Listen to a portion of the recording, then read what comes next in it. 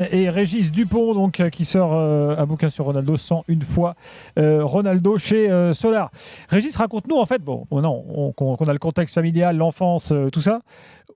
Comment est-ce qu'il acquiert cette sorte de surexigence permanente, en fait? À quel moment ça bascule? Qu'est-ce qu'il fait, quoi, là? Il devient fou furieux, en fait. Mais en fait, je crois qu'il a toujours été. Là encore, dans le livre, ça date de l'enfance. Quand son parrain, qu'il voyait assez peu, parce que c'est aussi une histoire que vous lirez dans le journal, mais quand son parrain lui amène des cadeaux, il lui amène des voitures électriques, des super cadeaux, vraiment pour un gamin comme lui, des super cadeaux. Et lui, en fait, ça l'intéresse pas. Il pleure parce qu'il veut un ballon. Donc déjà, il a que le foot.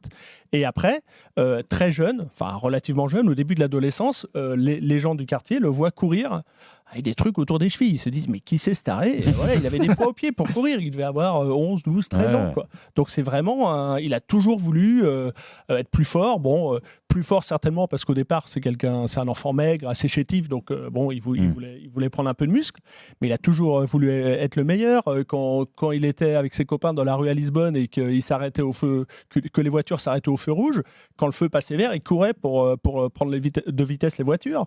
C'est genre Forrest Gump, quoi. Voilà, c'est vraiment, il veut toujours être meilleur, ouais. Quoi. J'ai fait ça, moi j'ai jamais réussi à les prendre de vitesse, je comprends pas.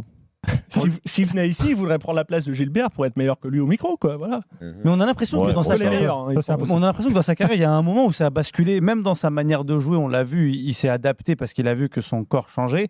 Mais on a l'impression qu'à chaque fois, il se fixe de nouveaux objectifs, ce qu'on voit très rarement même dans les jeunes joueurs. Ouais, c'est ça qui est fou, c'est qu'au début, c'est un dribbleur même très très énervant pour ses coéquipiers. Il file jamais le ballon, il préfère faire le beau plutôt qu'être efficace.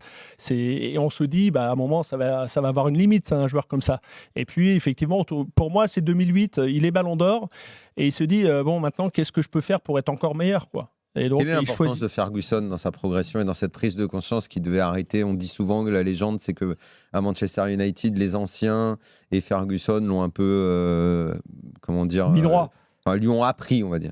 Je trouve que Ferguson a plutôt été très paternaliste avec lui. Il a été un peu, quelque part, ce père de substitution dont il a toujours un peu eu besoin. C'est un rôle très important. Très, très important. Et finalement, plutôt que de le brider, il l'a hyper protégé au départ, parce qu'au départ, il était insupportable. Il a toujours choisi Ronaldo plutôt que Van Nistelrooy, par exemple. Et en fait, il l'a plutôt taquiné, quoi. Il lui a dit, là, t'as mis 20 buts. Une année, il met 24 buts, je crois. Et il lui dit, mais non, tu peux en mettre 30 ou tu peux en mettre 40. Et derrière, l'autre se prend au jeu. Il se rend compte qu'effectivement, il peut mettre 40 buts par saison. Et derrière, c'est parti. Il arrête de dribbler. Il ne pense plus qu'à marquer quand il arrive au Real.